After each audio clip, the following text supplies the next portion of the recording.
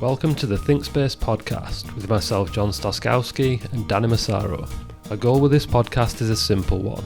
We discuss and dissect a prescient topic, issue, or theme that we think is interesting and might help us humans better understand why we think, feel, and do what we do.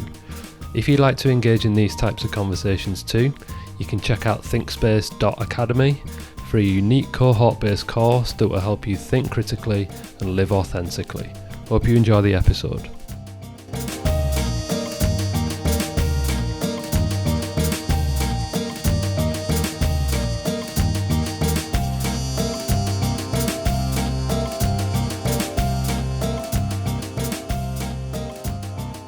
Right, so we're going to have a chat about a documentary that we've just watched called The Alpinist, which is all about a climber in Canada called Marc-André Leclerc. And we watched it on Sky Documentary, so if you're in the UK, you can get it on there. I think it might be on Netflix in America. But we just wanted to have a chat about it because we both really enjoyed it as a documentary and just watching it as a piece of filmmaking. But we came away from it with very different kind of messages and interpretations of just some of the meaning around what he got up to in his life and what ended up happening.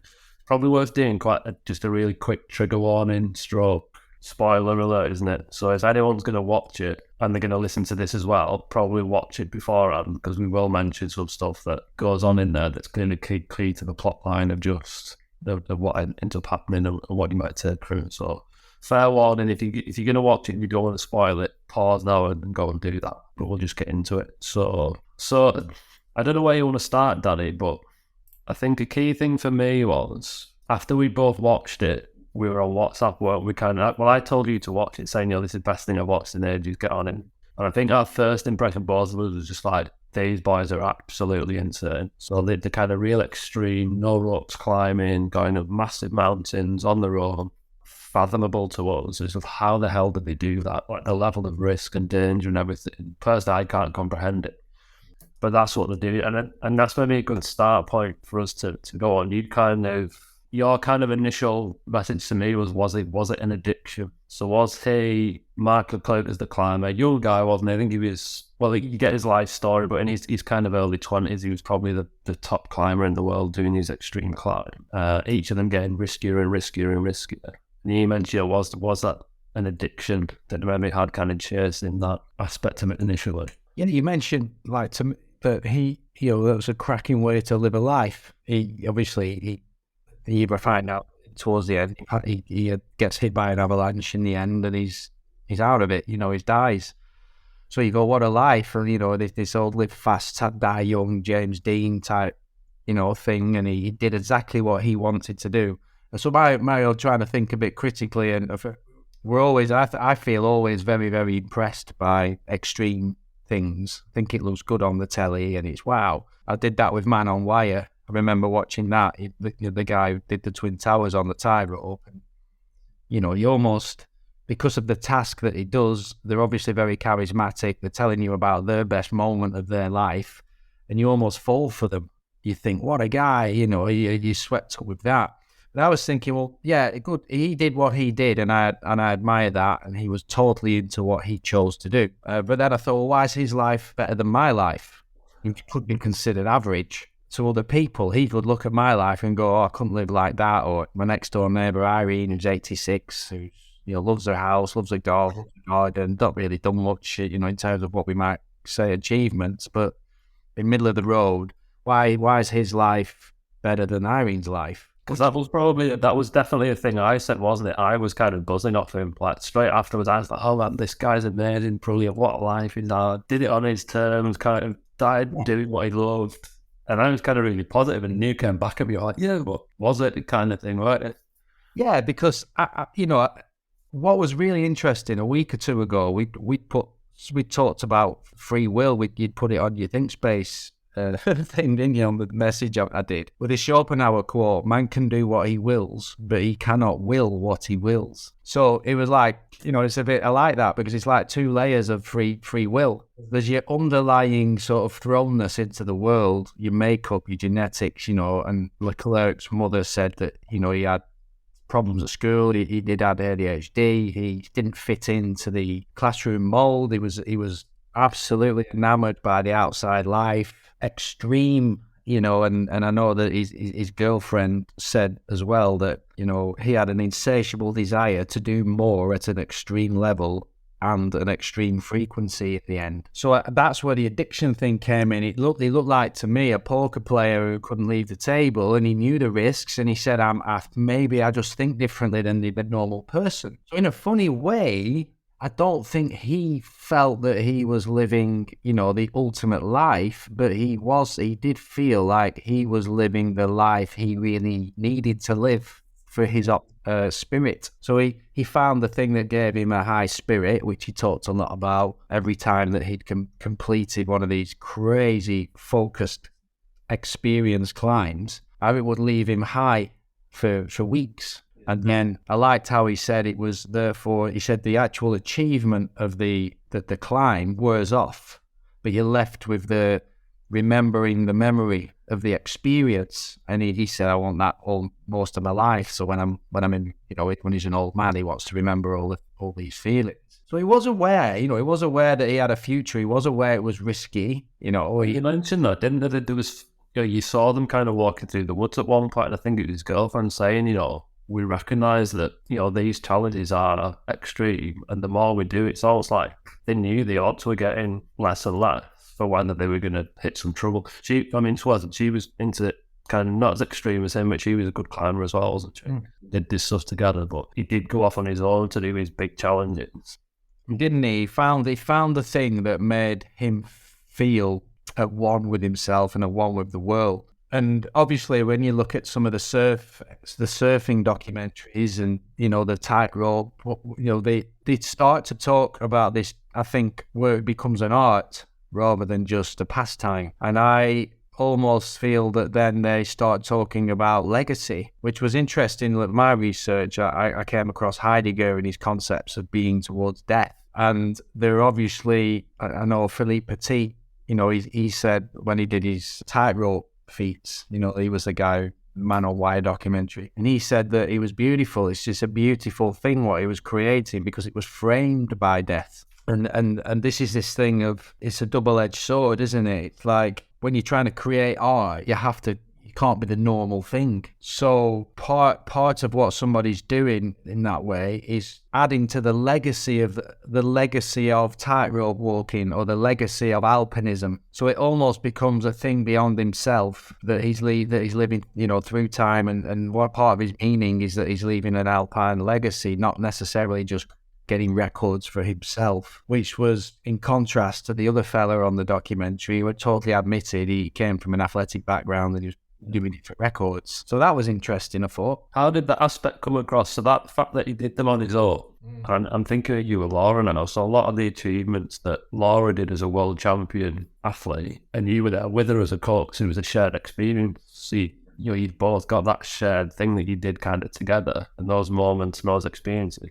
Whereas he was very much, he hated that, so he had to be on his own, like hated no one with him, no phones, nothing. So it's almost like, the proverb when the tree falls in the woods, if no one's there, does it make a sound kind of thing? Yeah, it was that thing, wasn't it? You always go to the top of a mountain and back down, no one even knows he's done it. Is it as big an achievement? Well, to him it was. He was into it, like they said frequently, he was into it for his experience and also the purity of, he said, even if there's a camera there watching me, it just changes it dramatically. Even if it's a drone and it's a remote control drone, it's not the same as him totally and utterly being alone. And I think one of the guys who was interviewed, the Alpinist, a guy from France, I think he'd said that that's the gold standard. You've got to just walk up to a mountain on your own, never been up here before, and look at it. So that's where I was almost thinking about this art thing. Now quirky artists can be, and they've got to do it in a certain way. Like, for example, Banksy, on his own, the mystery of when he did it, and no one knows who he is. He kind of adds to it all. And I think that he'd found his way for him to, connect and express himself, and that involved absolute extreme risk, which he was more than happy to, it was necessary, wasn't it, actually? It wasn't that he was happy, it was necessary for him to, when it came to those parts of his climbing. I mean, the thing that jumped out for me when he mentioned that was, when we talk about critical thinking and stuff, I was like, God, that is like the proper ultimate of critical thinking. No ropes. You've got your basic kind of equipment for getting up there, but not there's no ropes holding you on. And to just have no pre-planning of, oh, I'm going to do this route and then I'll get to there and then I'll do that. It was just all in the moment, wasn't it? And that for me, like, and the critical thinking, I'm often talking about stuff. It's not, you're not in danger of dying, but it was literally that level.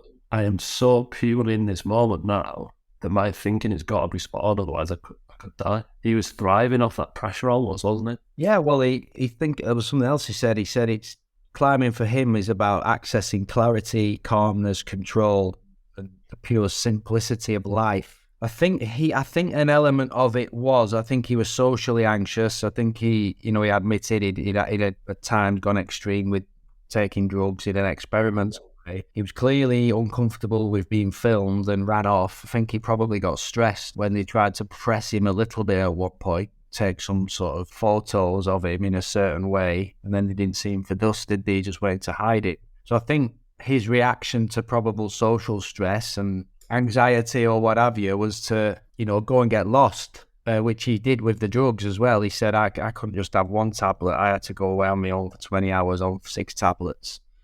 He said I was extreme. And so I think, you can't separate the person from the task in this case. And I think with me, when you were saying about with Laura and things, I think for us it was very much about becoming world champion, becoming world number one, and all that means. That's an achievement that you can never scratch out of my, trophy cabinet. We did it for a lot of social approval when you think about it.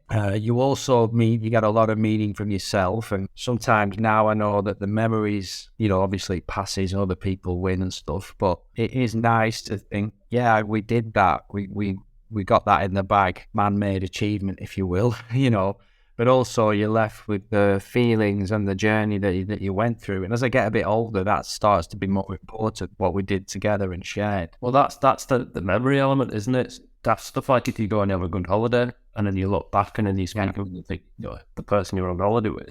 I had about that shared experience where for him, is it diminished in that aspect? Because he's looking back going, what an achievement that was. But no one saw him do it. No one was with him. It was just that pure him in the moment who did it. Maybe he doesn't even bank those memories the same. It's like he just moves on to the next one, and then it's everything just in the moment, chasing that in the moment. If you thought about it more existentially, like with Sartre and stuff, it'd be, I am what I am, and I also am what I am not yet. There's always something else to do.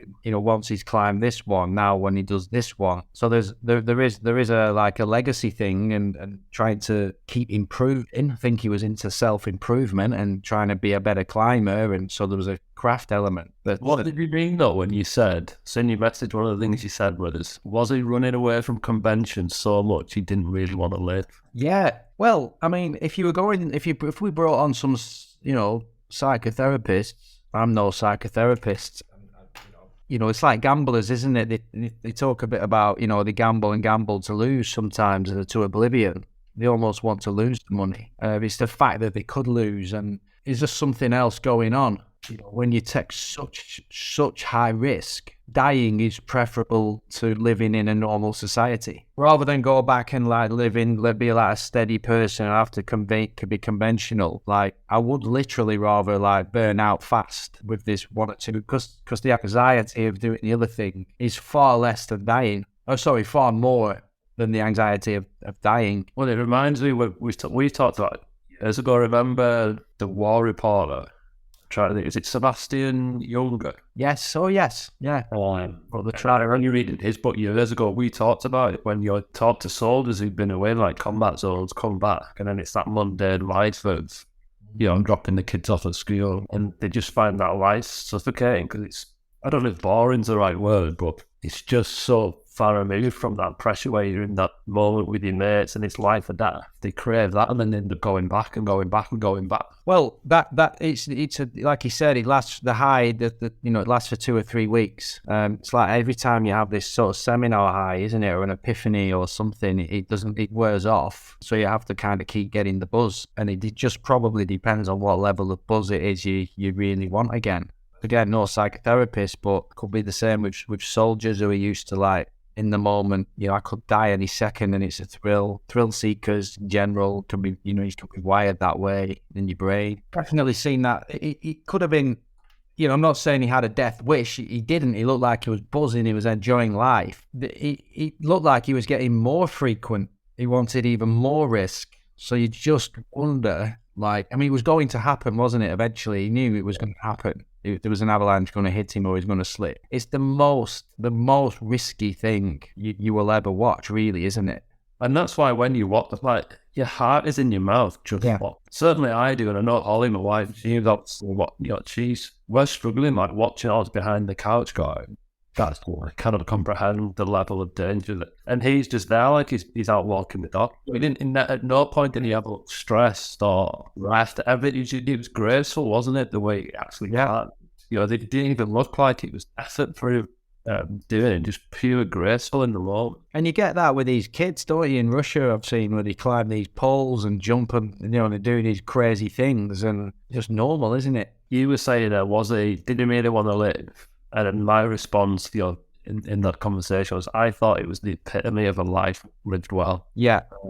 And that clearly he was only 26 but when you look at him and you see that backstory and what he's done, you're thinking that was a serious 26 years that he put in. You know, the experiences he had, the actual things that he did, all on his own terms. You know, he was doing what he wanted, when he wanted, with who he wanted to do it with. There didn't seem to be much compromise. It was very much, I don't think it was a selfishness, it was just a genuine, authentic, I am doing what I want to do to live my life. As I said to you, I don't think he would want two people like us talking about him. It wasn't making any statement or anything. We're just using it as a point of. So the question, I suppose, is you go, well, what is a good lived life? Ancient Greek question, and it's, you know, his whole life. You know, he had a childhood. He probably had, you know, his quirky childhood, but we all have a childhood that's, you know, as long as it's not extremely bad, it's usually okay. It's a childhood. And then as he reached adolescence and he started to get into this hobby, it was a hobby that then he left it alone, didn't he, when he had his couple of party years, like a lot of us do. And then he came back with his girlfriend and he just took it right up. You just wonder, like, he definitely had a 5-year block where he was obsessed with being Marc Leclerc and what Marc Leclerc wants to do. And I found that interesting, that a lot of philosophers, a lot of people will say that the secret to a really well-lived life is other people and serving others in the end, and, you know, being a nurse or bringing people into the world or society or giving back to community and things. Now, he obviously did that in an inspirational way because he gave a lot of people a hell of a lot of joy. He definitely did. Although he was a lovely soul, you know what I mean? He was a harmless soul and he was a sweet lad. He was all about Marc Leclerc and Marc Leclerc's ambitions, even to the point where he died and left everybody crying for him and upset. Well, he didn't really need to do that. He knew that, you know, he had responsibilities in some ways, especially but he was like, well, it's still about me and my buzz. So that's where I felt that there's a selfish element there. Not a selfish element, maybe, but a lack of thinking about others in the world. It was about his total experience. So that's an interesting one, isn't it? Is a good life where you do have time to consider others, not just not giving people shit, but actually actively contributing to make other people's lives practically better. I mean, it came across at the end, didn't it, where they had the memorial service for him. I think it was like a bit of a time, like afterwards, there was months and months in between. It was rammed, wasn't it? There's people flowing in from all over the world. He clearly touched hundreds of people, hadn't he? You know, and the people on it, he couldn't speak more highly of it. And that stuck with me when his mum was doing a speech at the memorial. Clearly, she's obviously gutted that she'd lost her son, but she genuinely seemed happy to me. Right. It's not the kind of the love and the fondness when she was speaking. What about him, but the way he lived his life? Yeah. You could tell she was buzzing. There was a real warmth coming from her that was almost consoling to her, that she knew he'd lived as he was. So even though it was a short life and it was tragic. And I said this to Holly I think it was the next day. I remember saying, like, I can imagine him dying. So when that avalanche was coming down, and it was ironic, wasn't it? Because it was that climb, they had ropes and he was with someone else. So it was almost like the anti-climb of what he tended to do. And it's just, look at the draw that an avalanche got them. But I kind of said, you could almost imagine him seeing the avalanche coming up and just smiling and going, yeah, that's it. It's got me now. This is it. Yeah, I think that's the romantic thing, isn't it? It's a bit like we were saying as well the other week, the mafia films. It looks sometimes romantic to join the mafia till you get shot. And yet you can't come back and go, well, that was a good bit of, let's crack on with my 9 to 5. You're dead. You don't, the end of The Sopranos, didn't we, where it just goes black. I mean, could be that unromantic.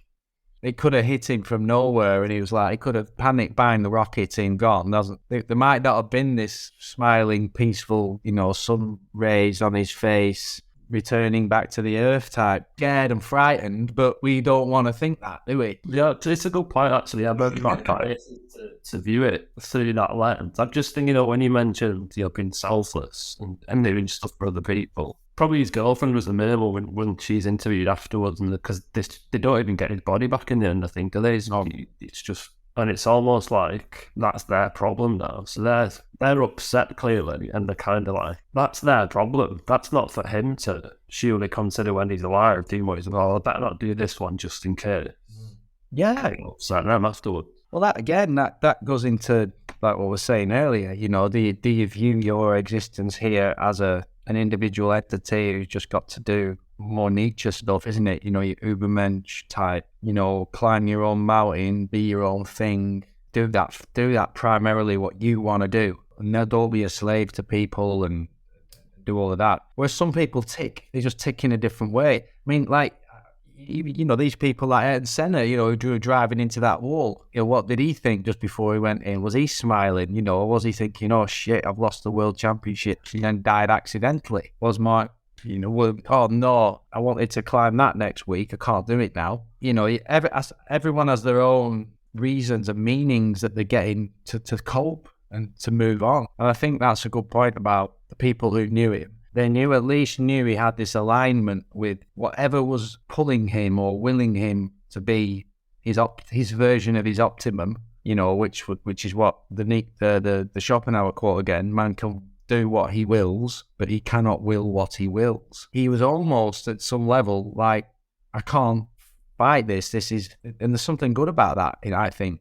Because you don't blame yourself, you don't second guess yourself. There's an element of I was born to fly, I was born to do this. This is pulling me. I don't know why. I didn't necessarily ask. You're all trying to work it out why, but I'm feeling this pull to the mountains and these experiences. And I think the people who loved him, who really know him, there's no guilt or shame or blame. It's just how it was. And I think we can all learn something from that because we might be counting potatoes a bit, or we like slobbing about, or we like not doing much, or we might want to be the best achiever in the world. It's not always that you've got to consciously will yourself to things. There are times where you're pulled towards gambling, you're pulled to being a football supporter and it's everything to you, or you're pulled at a homeostasis every day, just basically not getting in any stress, more like a dog. Just a bit of surge of energy, chill. That doesn't mean you're lazy, and it doesn't mean that you've got something wrong with you, because that's what. So you become, when that's saying you become as happy as a pig in shit. A pig's happy doing that. I think the modern world, a lot of it is no. Get control of your will and will yourself to the conventions that modern society is saying. This is what's good. This is how it should be. And I think at the end of the day, for all the analysing we're doing, because we're intrigued by extremism, I think there's a difference there. I think there's an intrigue about extremism. To them, it's probably just dead normal. You can learn a lesson in, I suppose, relaxing about what your makeup is underneath and how you're pulled to things in a natural way. So is he? I mean, he certainly was for me. Would you define him as authentic? Because it's a word we talk about quite a bit, don't we, about thinking critically, living authentically. For you, was he living authentically, and therefore was he authentic? On the sort of modern, where we say it and can use the word authentic, yeah, because it all looks like he was doing exactly what he wanted to do. Hence why his parents, his mum, who was interviewed, and his girlfriend, his mates, were just like, that was Mark. But is that why they loved him, though, then I wonder?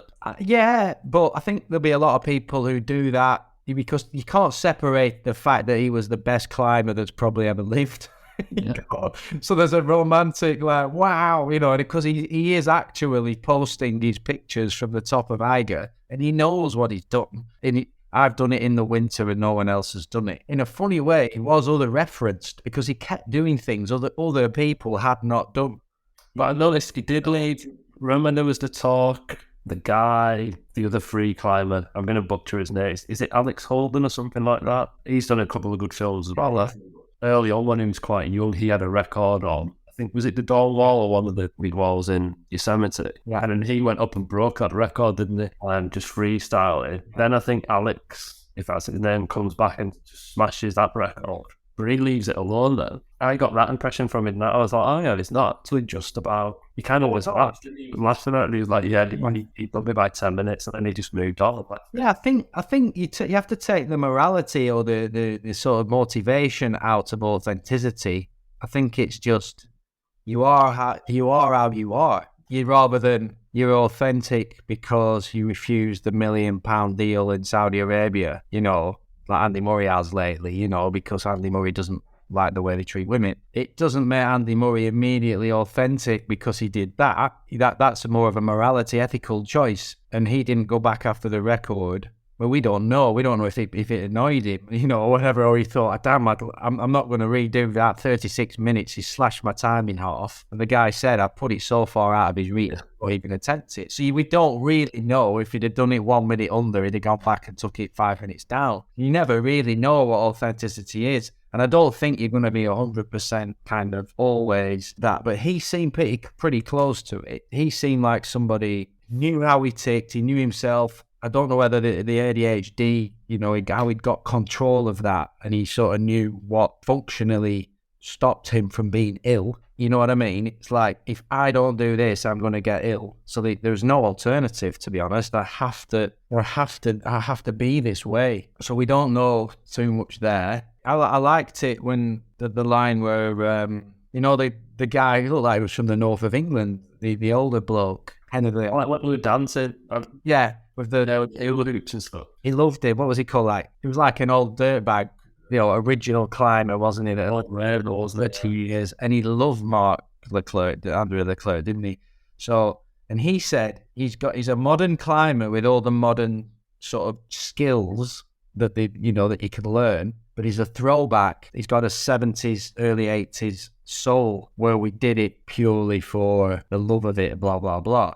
Now, did they really do it? What would they have done if Instagram would have popped up then in time? And what would they have done had sponsorship deals been available? Or, what were they just sort of original because there was an absence of anything else, so that's all they could do, maximally? Or even those guys, would they have resisted the temptations of modern fame and instant endorphins and serotonin? Oh, I've just had 20 people that think I'm well cool because I've sent a picture of myself, on a fingertip on a rock somewhere. It's hard to stop it once it's in. But Leclerc, although he did the post and he did get the Netflix involved, you did get the vibe that he was as close to just being who he was as anyone I've watched, really, on a doc. Yeah, I did wonder that, because at the end, on the climb that ends up taking him, he posted at the top, and I think it was on Instagram, he put a picture on there, and he kind of saying he never does that. He never used to do that. So I wonder if he's... Another comparison that made me think when you were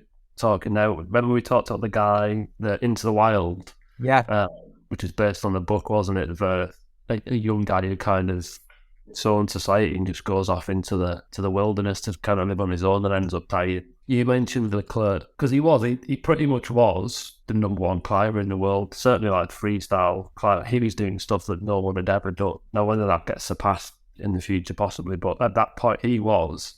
When we're talking about expertise and experts, he was like, I wonder why, because I get the vibe that the Into the Wild guy, he's often looked at, he's like almost like a bit of a meme sometimes, because he ends up kind of starving to death, I think, doesn't he, in this old bus that he found. And people almost like mock him, and the opposite reaction to what I had watching Leclerc when I'm like, this guy, we often see the opposite. But is that just because he was just some young lad doing something stupid and ends up dying in the woods, whereas he's on a pedestal because he was the number one in the world, and we romanticise it a bit? Well, yeah, I suppose. The thing is, I watched it twice, the album. First time I watched it, I suppose I was a bit annoyed when he died. That's why it reminded me. Your tunes changed. Like, definitely, your tunes changed since you've watched it twice. It has. And this is no man ever steps in the same room twice. You know, you change, and you never really see the same piece of art twice because you're in a different frame of mind. And obviously, I suppose emotionally, when he died, and it was just like, idiot, why have you done that? So you're a bit pissed off, basically, aren't you? That he attended the documentary, he didn't need to, and then. Which was the same feeling I got from the Into the Wild thing. It was like self-indulgent, and he had to be aware.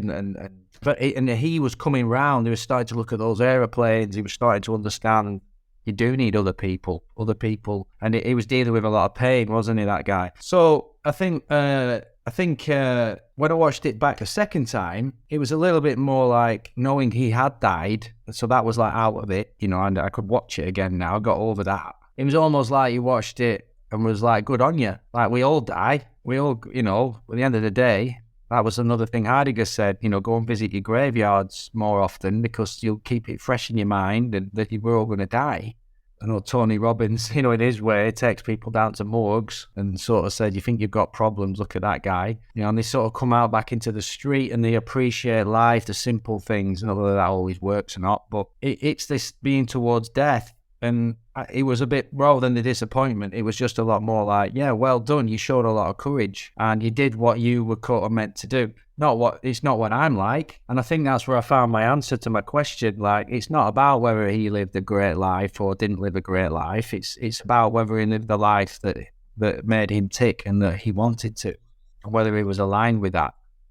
And then I thought about myself and I thought, yeah, most of the time I've been able to do that, particularly as I've got older. So then I kind of got, I felt like I was a bit kindred with him. I felt like emotional for him because I felt like, oh, it's a nice feeling to have when you can be like that a lot of the time. He wasn't in Sartre's bad faith, was he? He wasn't doing it like some robot, some switched off, couldn't take responsibility. He was making choices. He was taking full responsibility, and he was doing as much as he could, doing what he could do. And I was a bit like, that's where the second time I watched it, I was probably a different reaction because I wasn't like, you stupid idiot. It was obvious. You know what? I think where you're at now, that was genuinely my first impression on watching it. Again, I wonder if, a bit like the Into the Wild, I think with that one, you kind of know what happens to him before you see it. It was a bit more well-known, where I just met with my ignorance, I'd never heard of Leclerc before. So I was watching it, obviously, and it's like a big shock at the end. Whereas, yeah, you're probably right, actually, as you reverse it and you knew. So there's probably some climbers who were watching that guy. Yeah, you know, the totally different perspective because they knew who he was. They already had the perspective. If I ask you a question back, like when I watched Man on Wire, Philippe Petit is talking about it back, isn't he, as a 60, 70-year-old guy. So you know he doesn't die on the road because he's there in the documentary talking you through it. So that's that kind of angle, that suspense, that maybe how you invest in the character. It's a different vibe. In all critical thinking, right? What it does, it shows your motivated reasoning, your own biases. It shows that you cannot take yourself out of your interpretations of what's going on. You know what I mean? I think this is an important point to make, even doing this podcast, because it's like the arrogance to think we can talk about somebody. We aren't being completely and utterly biased, stupid and warped with what we're talking about. We're looking at this through 3 or 4 lenses that we enjoy. You know what I mean? So there's no such thing as a purely raw review. We are just talking critically here as an example of how art, in a way, can suck you in and make you make meaning out of it yourself. And that's why I like it, because ultimately, how does it affect me? How does it make me feel? And that lesson, I suppose, why have I come to those conclusions the first time I watched it? Why have I come to those conclusions the second time I watched it? Why didn't I like it? Why is it bothering me? Why am I carrying with it? You know, when you watch something and it carries with you for a day or two. You're like, what is that? It's like a dream. It's banging me on the head, something I'm in my life that maybe I need to sort out or don't, you know, if it goes away. But it stirred something in me and I think art's great like that. When I work with players, I give them songs or I tell them to look at things or watch documentaries. It's not so much always an obvious documentary that I would send them to watch. It's something that might stir something in them, some emotion that gets them sort of unconsciously thinking about some of the things in their world. Art can do that rather than just logic all the time or sort of philosophy even. You cannot take yourself out of the art. And that, for me, that's why we love talking about this stuff, isn't it? And yeah, it just makes you look at stuff with a different. It takes you out of yourself a little bit to try and. So even at the basic level of him hanging off that rock, we just can't comprehend how he's. But to him, he's in his body. He's probably like, well, it's the same when you're playing golf. Well, I couldn't do that. How what's going on there? That just whatever. Are you playing squash? So you do appreciate that level of. It forces you to step back. I think if you watched a documentary, say about I watched that Halston. Not, the TV show about the fashion designer. I've not watched it, but another one to buy. The documentary, it was a bit of a docu-film. Absolute, totally and utterly obsessed with clothes and how they were cut and fashion and his brand and all the way through. Or if it was a business person who just obsessed with making more and more and more money. How's that different than this guy? You know what I mean? At the end of the day, I think risk and where people risk things and gamble and rewards and they do things in their territory. Like when you watch one of them ibex, isn't it? Them animals that climb rocks and freaking shit. Or you've got a dog and it goes near something and he's going to run into the road or he's going to fall off and it's never going to do ever. And it's very, very difficult to put yourself in someone else's lived experience and then say what it is or it isn't. But what it can do, it can make you go back into your own and think, why is that bothering me? Or what's that similar to? So when he was climbing that ice that was like a waterfall that was attached to the rock, you could see the room behind the ice, couldn't you, to the rock? Yeah. And he's hanging off it on one and he's cracking into it. And I'm thinking, well, if that breaks, what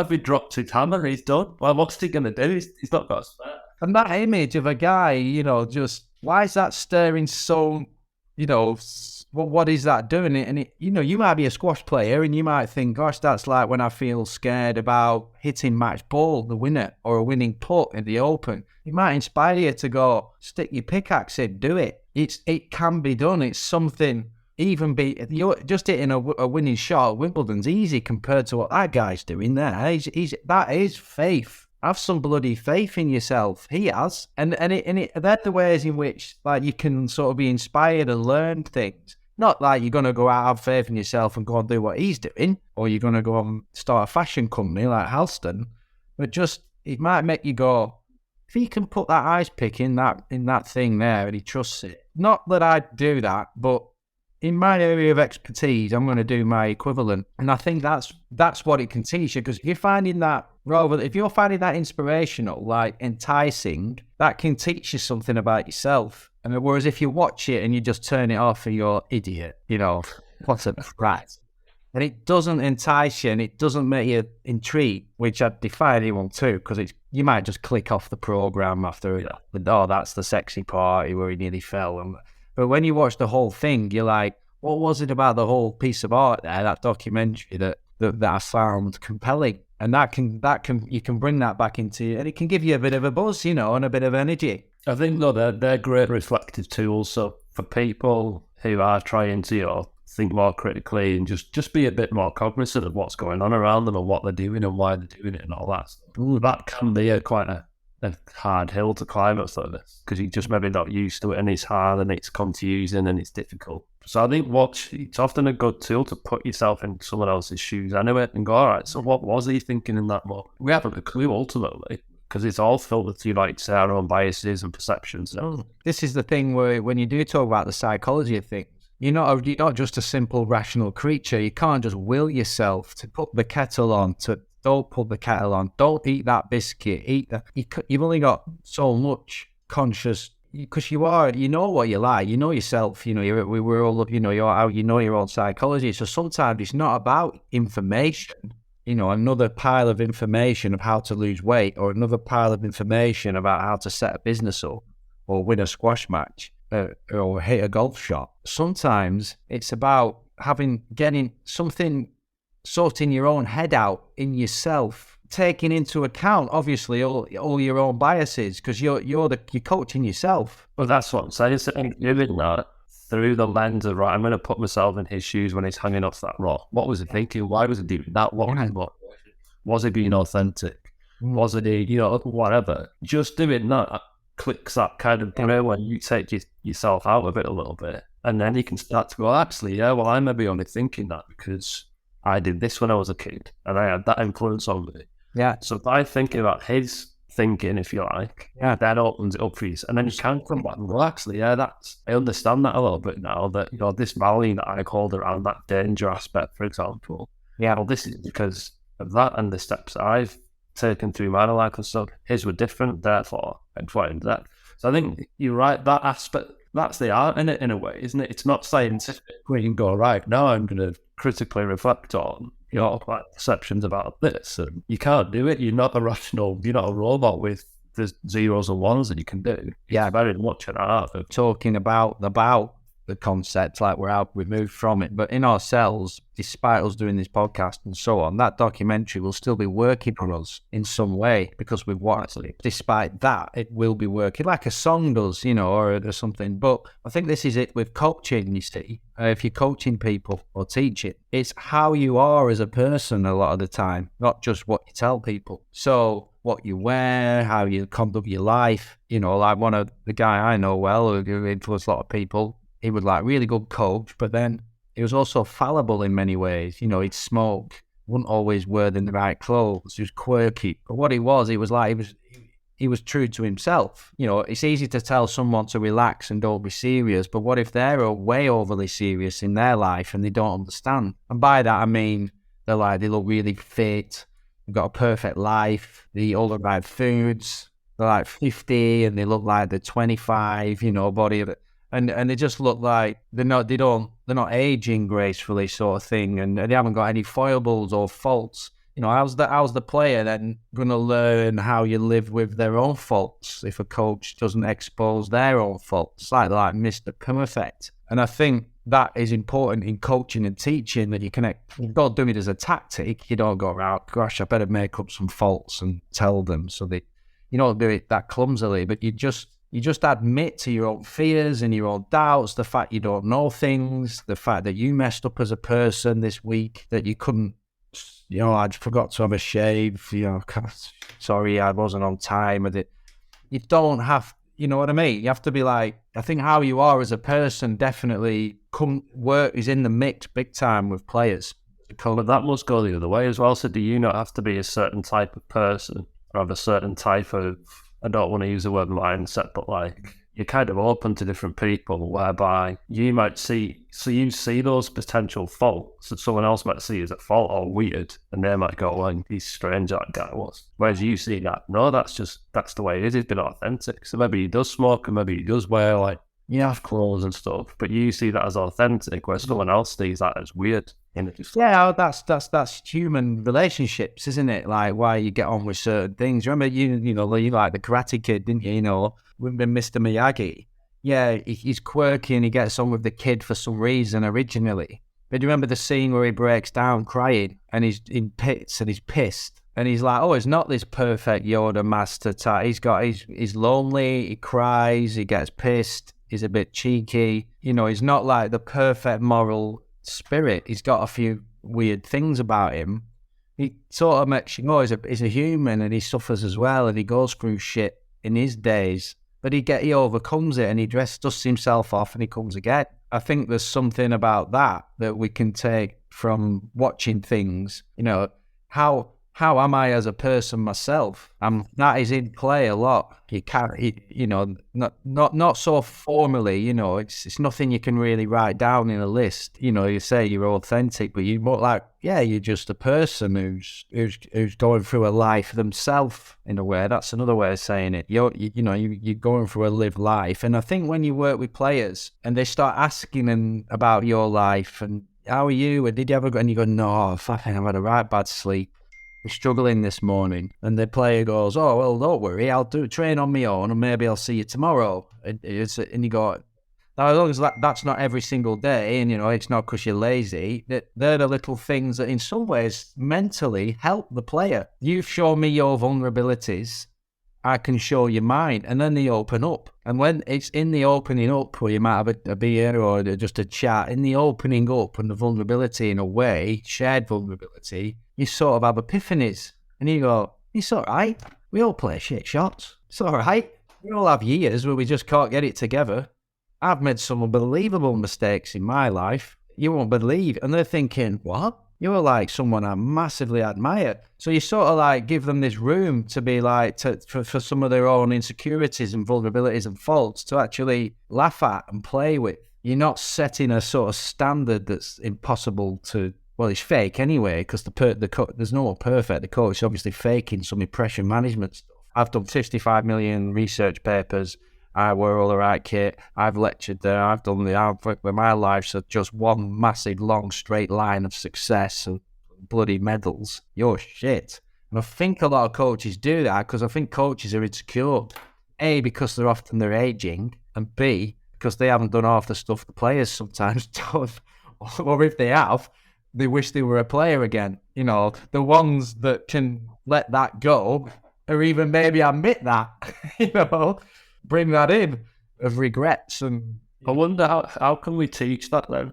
Not that we should or we need to, but for me, it's like, how do we encourage people? From what you're saying, there's a lot of positives and benefits to be had from just being that more authentic, real you, and being honest about it, being open with people and empathising with people. Because ultimately, we are in a society where you're judged on metrics, numbers, a salary because you've got a mortgage to pay and all that stuff. Yeah, how do we just go, right, let's just everyone chill out, just be yourself? Well, doesn't it sound so simple? But yes, what I found personally, what's helped me is hanging around with people who are like that. My dad's like that. My mum's a bit like that. I think coaches, I can see coaches that are like that, just comfortable in their own skin. They're not trying to be something that they're not too much. Maybe 5% of the time they are, but they're just not. They have their own opinions. They say things. They're not eccentric, shall you say? But maybe being original is eccentric nowadays. But you get people who go the other way, don't you? Where it's obvious they're trying to act the role of being original and being a bit quirky and being a bit wacky and out there. Yeah, then it's fake, isn't it? You can tell it's just they do an act and then they become the act. But you know, your friends, like your best mates, your proper mates, level you. They know, they can smell when you start. They can smell that sort of act that you're doing, or when you've got a bit up yourself and you're getting a bit. Oh, I've got a PhD now. I'm clever, and I better be like this because that suits the sort of level. I can't be stupid anymore, or I'm a millionaire now, so I can't pull up in an old car. I'm a headmaster of a school. I can't pull up to school in that car. I need this car. Your mates will laugh at you about that stuff and encourage you along. And hopefully you can get a relationship where your players do it to you as well, to a point. And obviously watching shows like The Alpinist, like getting some inspiration.